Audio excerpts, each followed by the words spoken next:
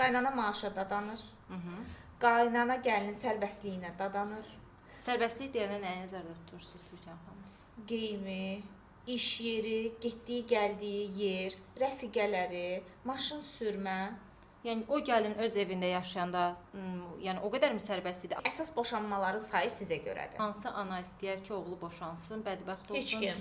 Heç kim uşağından istəmir. ayrı yaşasın? Heç kim istəmir. Heç kim Nəyə görə istəmir. qaynanalara belə bir gəlin müraciət evində edirsiniz? hegemonluq eləmək istəyir.